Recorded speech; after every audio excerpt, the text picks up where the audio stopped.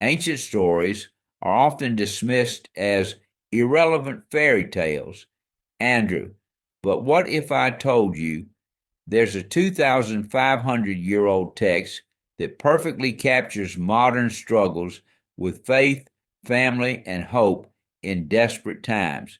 That's quite a claim, Pappy. What makes this particular story so relevant today? Well, it's this fascinating narrative called the Book of Tobit, where you've got this guy living in exile, secretly burying the dead against government orders and helping the poor, all while trying to maintain his integrity in a hostile environment.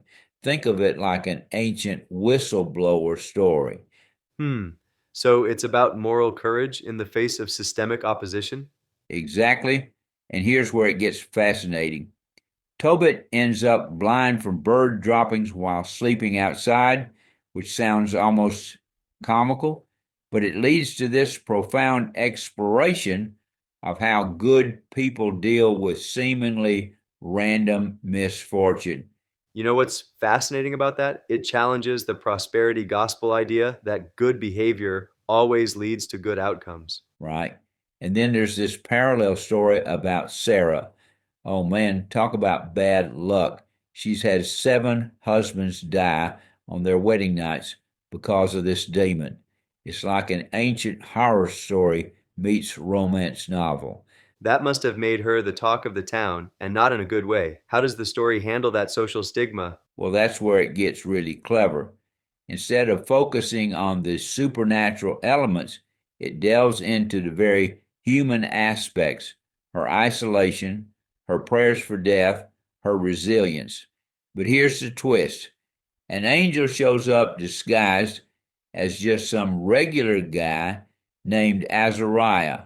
So it's suggesting divine intervention often comes through ordinary channels? Exactly. And get this, the solution to both Tobit's blindness and Sarah's demon problem comes from, wait for it, a fish that tries to eat someone's foot. Like, how unexpected is that? That's quite a plot twist, using something potentially threatening as the source of healing. And you know what's really cool? The story doesn't just magically solve everything. The characters still have to take action, make choices, and show courage.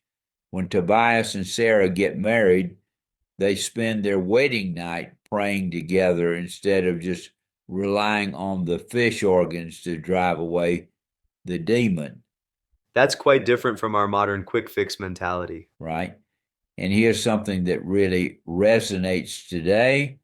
The whole story takes place in exile, with characters trying to maintain their cultural identity while adapting to a foreign environment.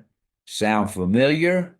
That's particularly relevant given current global migration patterns and cultural tensions. Exactly.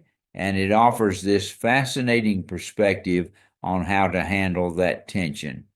Tobit maintains his values, but finds ways to work within the system, like having a job at court while secretly helping his community. You know what strikes me about this? It's essentially a guide for ethical living under challenging circumstances. And that's what makes it so relevant today, whether it's whistleblowers facing retaliation, immigrants trying to preserve their culture, or just people trying to maintain integrity in challenging workplace environments.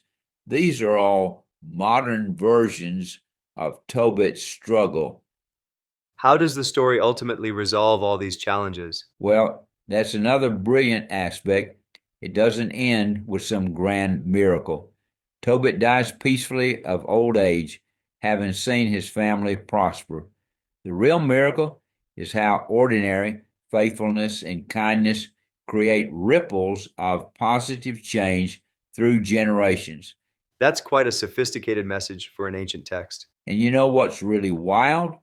The story suggests that sometimes the most profound miracles look totally ordinary, like finding love, maintaining hope, or just choosing to be kind when it would be easier not to. That's a perspective that could really resonate with modern audiences struggling to find meaning in their daily lives. Pappy. Exactly, Andrew. Whether you read it as a religious text or just an outstanding story, it offers this incredible insight. Sometimes the most extraordinary things happen through completely ordinary people making everyday choices to do what's right.